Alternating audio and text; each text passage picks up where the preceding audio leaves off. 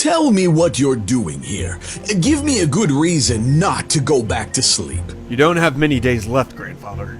Jeez, thanks for reminding me. You'd think all the uncomfortable tubes and annoying beeps that surround me would be a strong enough hint, but I guess I was wrong. I only bring it up because I feel what time we have left together would be better served working together. You took my company. You ran it the way you saw fit and forced me out. Now you want my help? Not with the company, Grandfather. Then with what? Didn't I hire the best teachers? Didn't I hire the best tutors? What more help do you possibly need? Can we take a moment? Just want to talk about something. With this button, I can get a bunch of nurses in here who kick you out so they can change my bedpan. And with this cell phone, I can get the guard out front to make you disappear. The guard out front works for me, Father.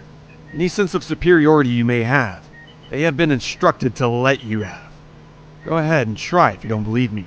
Were you always that big of a bully? Now that was a skill you taught me very well, Father. Oddly enough, just so happens to be the skill I wanted to talk to you about tonight. Oh? Alice is back, in Paris.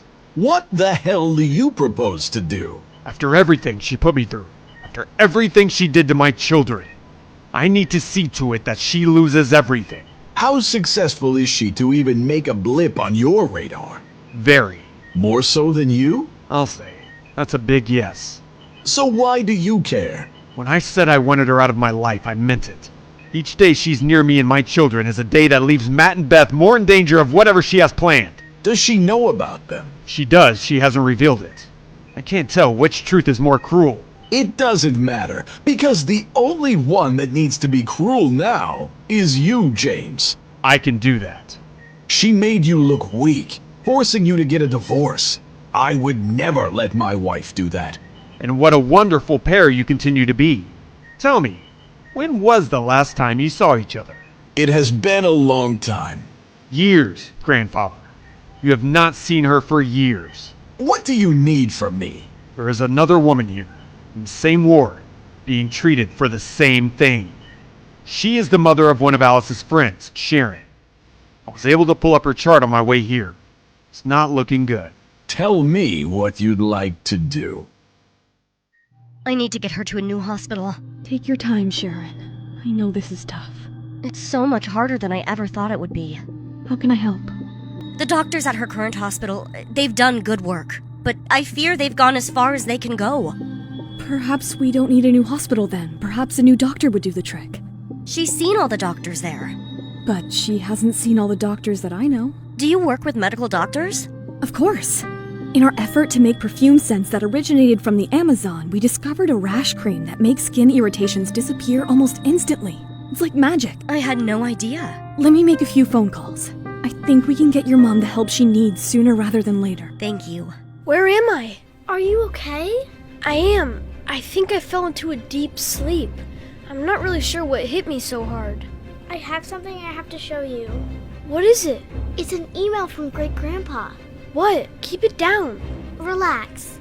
Alice and Sharon are gone. It's just you and me. Are you so sure about that? Do you know where Alice's assistant is? In her own room. People took off after you fell asleep. Since when do you nap? I don't really know. Maybe it's because pretending to be someone I'm not is so exhausting. Maybe have a milkshake or something. I need you to take a look at this email and tell me what you think. Matt scans the email that their great-grandfather Carl had sent them. It was a message about how much he missed them, how his time was short, how he wants to make up for how long it's been since they last saw each other, all of which he took the blame for. What do you think it means?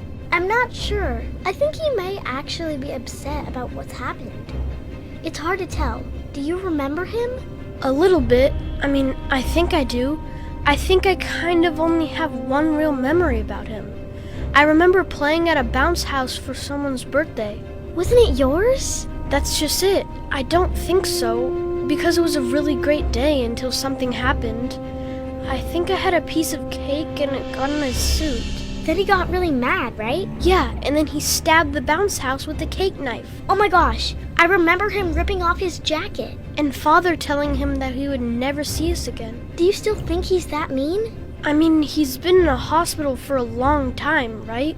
Maybe he's sorry for everything he's done. Yeah, I guess so. You know, the whole reason we're here, pretending to be Nate and Jenny in the hopes that somehow, some way, we can bring our parents together, is all about reuniting our family, right? So if we're trying to bring our family together, I guess we shouldn't just stop with our parents, right? We need to give our great-grandpa a chance too. That makes sense to me. There's only one thing that makes me a little bit worried. What's that? What Father would say if he ever found out we were seeing great-grandpa without telling him. The one he kept us away from all this time. Like, why is this message coming from him and not our father? We have to be careful, whatever we do. What else is new? Matt and Beth exit the hotel, both wearing bulky clothing under their coats, in an effort to appear incognito. I feel silly. Well, you kind of have to be until we get to Grandpa. If we're spotted by Alice or anyone who works for her, I'm not sure how we're going to explain it. Did you talk to Fran? She thinks we're playing video games in your room. Matt nods and orders a car service on his phone. Soon they arrive at the hospital where Carl is staying. Beth slowly opens the door, revealing Carl fast asleep in bed, surrounded by medical equipment. What do we do? Do we wake him up? Look at him. That kind of thing could give him a heart attack. So do we just sit here and wait until he wakes up? What else are we supposed to do? You could try going home and resuming the calligraphy lessons that you appear to be ditching. Father! Keep it down, you two, and behave. I was about to have lunch eating this garbage from downstairs. But seeing as how your grandfather has appeared to pass out, I shall take the both of you home right this instant. We messed up. The calligraphy teacher, right? Yeah, Nate and Jenny must be with her now. What do we do? I'm trying to find their online profiles. Anything. You'll never ever find them that way. You can't just type their name in, especially when they aren't even in high school yet. So, what do we do? Find posts Alice has done, and scan the people who liked it. The least popular, the better. That could take forever. We only have 15 minutes.